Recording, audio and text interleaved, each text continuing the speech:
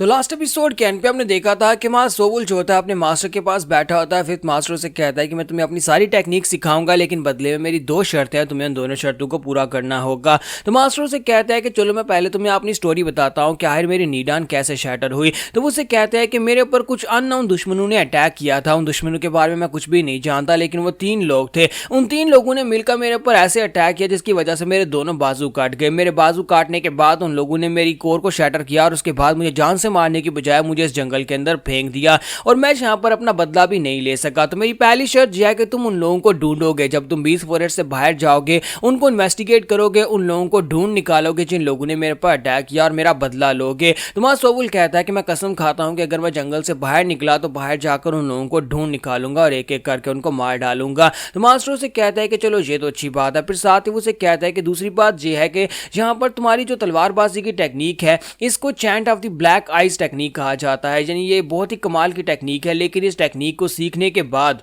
तुम्हें इसी टेक्निक के साथ मेरी जान लेनी होगी। यानी कि मैं कोई नेचुरल मौत नहीं मरना चाहता। मैं चाहता हूं कि तुम यहाँ पर जो टेक्निक मुझसे सीखोगे, इसी तलवारबाजी की टेक्निक के साथ तुम मुझे मार डालो। यही तुम्हारी आखिरी परीक्षा होगी, यही तुम्हारा आखिरी इम्तिहान होगा। जब तुम पास हो जाओगे उसी दिन तुम मुझे मार डालोगे। तो क्या तुम्हें ये दोनों शर्तें मंजूर है? तो सोवुल जो होता है ये बात सुनने के बाद चौंक जाता है और कहता है मास्टर मैं ऐसा कैसे कर सकता हूँ, मास्टर मैं अपने हाथों से आपको कैसे मार सकता हूँ। तो मास्टर से कहता है कि अगर तुम यहाँ पर मेरी दूसरी कंडीशन को नहीं मानोगे तो फिर मैं भी तुम्हें नहीं सिखाऊंगा। मैं वैसे भी मरने वाला और तुम्हें यहाँ पर ज़्यादा सोचने की ज़रूरत नहीं है। तुम्हें बस यहाँ पर मेरी इस खूबसूरत टेक्निक के साथ ही मुझे मारना होगा। तो यहीं पर से अब नेक्स्ट सीन 7 साल के बाद का दिखाया जाता है। फाइनली 7 साल लग जाते हैं हमारे सोवुल को उस टेक्निक को, ब्लैक आइस टेक्निक को सीखने में। तो ब्लैक आइस की टेक्निक सीखने के बाद अब मास्टर का वक्त आ चुका है और मास्टर कहता है कि मैंने तुम्हें सब कुछ सिखा दिया। अब यहाँ पर उस टेक्निक को मेरे सामने परफॉर्म करो और फाइनल स्ट्राइक के साथ मेरी बॉडी के आर पार करो अपनी तलवार को और मुझे मार डालो। तो मास्टर मरने के लिए तैयार खड़े होते हैं और मास्टर सोवुल उनके सामने होता है और कहता है कि जी मास्टर मैं यहाँ पर शुरू करने वाला हूँ।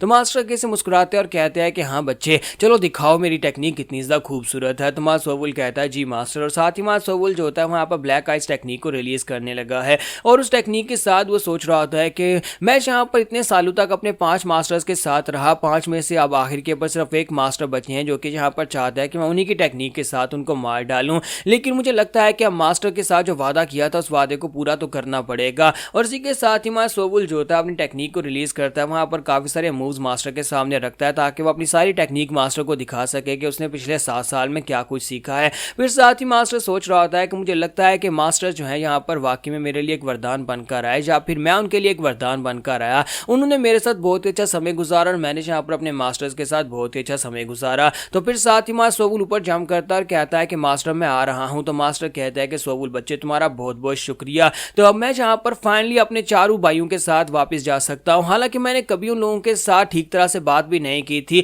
लेकिन हम पांचों एक फैमिली की तरह थे और उसके बाद तुम एक बच्चे की तरह यहाँ पर आए, हमारे बेटे की तरह हमारे साथ रहे। मैं वो इंसान था जिसने यहाँ पर जिंदगी के मतलब को ही खो दिया था जब मेरे बाजू कट गए और मेरी नीड एंड शैटर हो गई, लेकिन तुम्हारे आने के बाद मुझे जिंदगी का एक नया मकसद मिला था। और तुम मास्टर मरते वक्त वहां पर मुस्कुरा रहे होते हैं और मास्टर सोवुल जो होता है वो काफी ज्यादा उदास होता है कि वो खुद अपने हाथों से मास्टर को मार रहा है। तो मास्टर चिल्लाकर उसे कहता है कि बच्चे घबराना नहीं है, अपनी तलवार को सीधा रखो और अटैक करो। इसी के साथ ही मास्टर सोवुल जो होता है वहां पर अपनी फ्लाइंग स्वालो एनर्जी स्ट्राइक के साथ मास्टर के ऊपर एक स्ट्राइक लगाता है और मास्टर को मार डालता है। जबकि मास्टर जो होते हैं वहां पर सोच रहे होते हैं कि काश मुझे यहाँ पर एक दूसरी जिंदगी मिले और जिंदगी में मैं यहाँ पर तुम्हारा ही मास्टर बनना चाहूंगा। तो सोवुल वहां पर अपने मास्टर को मारने के बाद उनकी भी वहां पर एक कब्र बना देता है। फाइनली यहाँ पर 5 कब्रें पूरी हो चुकी हैं, 5 मास्टर्स मर चुके हैं और मास्टर सोवुल इस मून विलेज के अंदर अकेला रह चुका है उसके 5 मास्टर्स के मरने के बाद। तो मास्टर सोवुल कहता है कि मास्टर्स मैंने यहाँ पर आप लोगों से वादा किया था कि मैं इस 20 फॉरेस्ट को छोड़कर बाहर जरूर जाऊंगा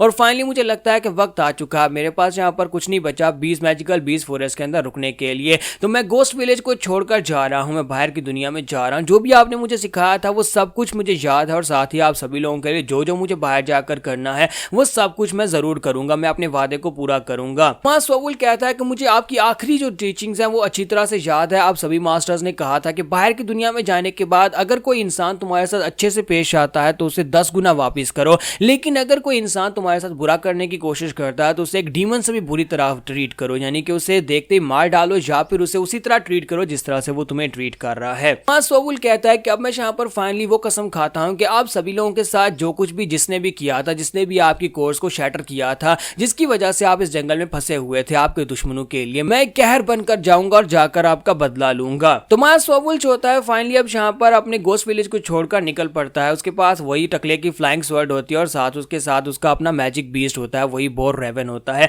और वो दोनों जो होते हैं वहां पर से सीधा उस घर में पहुंचते हैं, यानी कि उस बेस पर पहुंचते हैं जहां पर वो दोनों लड़कियां रहती हैं। तो सोवुल जाकर दरवाजा नॉक करता है तो सेओल जी वहां से निकलती है। तो सेओल जी उसे कहती है कि देखो तो बच्चे, 9 साल 7 महीने और 12 दिन, क्या तुम वाकई में यहाँ पर हमारे बारे में भूल गए थे? इतना अरसा तुम कहाँ पर थे जो इतने अरसे के बाद वापिस आए हो? तो सोवुल कहता है कि हाँ, मैं यहाँ पर बहुत कुछ कर रहा था, मेरी जिंदगी में बहुत कुछ हो गया। तो सेओल जी उसे कहते हैं कि हाँ, ये समय बाकी में बहुत ज़्यादा लंबा था, लेकिन मुझे लगता है कि तुम यहाँ पर हमसे मिलने के लिए या फिर यहाँ पर कोई और बात करने के लिए नहीं है, बल्कि ये कहने के लिए आया कि तुम फिर से जाने वाले हो। तो सोवुल कहता है हाँ, ये बात ठीक है, मैं जाने वाला हूँ। तो सेओल जी कहते हैं लेकिन अब तुम कहाँ पर जा रहे हो? तो क्योंकि यहाँ पर बीस्ट फॉरेस्ट के अंदर तो इतनी कोई खास जगह है नहीं जहाँ पर हम लोग जा सके, और बाकी के एरियाज जो है वहाँ पर तो मैजिकल बीस्ट है और सारे के सारे पावरफुल बीस्ट हैं। सोवुल कहता है कि मैं मैजिकल बीस्ट फॉरेस्ट को छोड़कर जा रहा हूँ। तो ये बात सुनते ही सेओल जी हैरान हो जाती है और कहती है सभी लोग जब इस बीस्ट फॉरेस्ट के अंदर आकर छुपते हैं तो उसके बाद उनका सिर्फ एक ही सपना होता है कि इस बीस्ट फॉरेस्ट को छोड़कर जा सके। हम लोग भी पिछले 120 साल से इस जगह के ऊपर फंसे हुए हैं, लेकिन जहाँ से नहीं निकल सकते, यहाँ से कोई नहीं निकल सकता, क्योंकि जो भी यहाँ पर से निकलने के बारे में सोचता है वो किसी मैजिकल बीस्ट का शिकार हो जाता है और यही समझो कि वो मर जाता है। तो सोवुल से कहता है कि लेकिन मैं यहाँ पर कुछ क्लूज के बारे में जानता हूँ जिससे मैं यहाँ से बाहर निकल सकता हूँ। मेरे मास्टर्स ने मुझे यहाँ पर इस बारे में बताया था, अगर मुझे मौका मिला तो मैं इस मौके को जरूर लूंगा। तो मिस सेओल जी उसे कहते हैं कि चलो फिर ठीक है, लेकिन मैं यहाँ पर तुम्हें एक बात कहूंगी कि किसी ऐसे सपने के पीछे मत भागो जो सपना पूरा नहीं हो सकता, क्योंकि पिछले कई हजार सालों से सभी लोग यही कह रहे हैं कि मैजिकल बीस्ट फॉरेस्ट से बाहर नहीं निकला जा सकता। तो सोवुल कहता है कि एक सपना जो हम देखते हैं उसे अचीव करना हमारी जिम्मेदारी होती है, क्योंकि सपने देखने के लिए होते हैं और अचीव करना हमारे ऊपर डिपेंड करता है कि हम कितनी मेहनत करते हैं। फिर साथ ही सोवुल से कहता है कि मैं यहाँ पर तुमसे कुछ जानना चाहता हूँ। तो सेओल जी जो होती है पहले तो काफी ज्यादा उदास हो जाती है, फिर साथ ही उसे कहते हैं चलो ठीक है, अब अगर तुम जाना ही चाहते हो तो फिर ठीक है, तुम जा सकते हो। तो सोवुल कहता है कि तुम लोगों का बहुत बहुत शुक्रिया मेरा इतना साथ देने के लिए और मेरे पर भरोसा करने के लिए। तो सेओल जी उसके हाथ पकड़ दिया और उसे कह दिया लेकिन मेरी एक बात को याद रखना, अगर तुम मैजिकल बीस्ट फॉरेस्ट से बाहर निकलने का रास्ता ना ढूंढ सको तो हमारे पास वापिस आ जाना, हम तुम्हारी फैमिली है और ये तुम्हारा घर है, तुम्हारे पास एक घर है जहाँ पर तुम वापिस आ सकते हो। तो सोवुल उसे कहता है कि तुम्हारा बहुत बहुत शुक्रिया, मैं जरूर वापिस आऊंगा। फिर साथ ही सोवुल जो होता है उन लोगों से पूछता है कि क्या तुम्हें यहाँ पर किसी ऐसी जगह के बारे में पता है जो कि केव की तरह हो जहाँ पर कोई एंशिएंट ड्रैगन रहता हो। तो वो लड़कियां उसे वहाँ पर 4 जगहों के बारे में बताती है, 4 अलग अलग लोकेशन के बारे में बताती है जहाँ पर केव्स हैं और केव्स के अंदर उन्हें लगता है कि शायद वहाँ पर ड्रैगन हो सकता है। तो सोवुल जो होता है वो चारों जगहों के ऊपर हो आता है, यानी चारों केव्स के अंदर हो आता है, लेकिन उसे एक भी जगह के अंदर ड्रैगन होने का निशान नहीं मिलता। तो फाइनली सोवुल जो होता है चौथी केव के बाहर बैठा होता है और कहता है कि मैं चौथी केव के अंदर भी होकर आ गया, लेकिन यहाँ पर मुझे ड्रैगन वाली केव नहीं मिली। मास्टर्स ने कहा था कि केव जिसके अंदर एक ड्रैगन होगा लेकिन ड्रैगन मर चुका होगा वहीं पर से बाहर निकलने का रास्ता है। क्या ये बात झूठ थी? क्या मैं कभी यहाँ से बाहर नहीं निकल पाऊंगा? तो सोवुल जब वहां पर बैठा बैठा परेशान कुछ सोच रहा होता है, इतनी देर में उसका जो बीस्ट होता है वो कुछ सूंघते सूंघते आगे बढ़ता है, जाकर दीवार को टक्कर दे मारता है। तो सोवुल कहता है कि तुम्हें क्या हो गया, तुम पागल तो नहीं हो गए, तुम दीवार को टक्कर क्यों मार रहे हो? तो यहाँ पर हमारी एपिसोड 19 का एंड करेंगे और नेक्स्ट एपिसोड में देखेंगे क्या है डिवाइन बोर ने वहां पर उस दीवार को टक्कर क्यों मारी है, क्या उसके पीछे कोई छुपा हुआ रास्ता है, ये हम लोग नेक्स्ट एपिसोड में देखेंगे।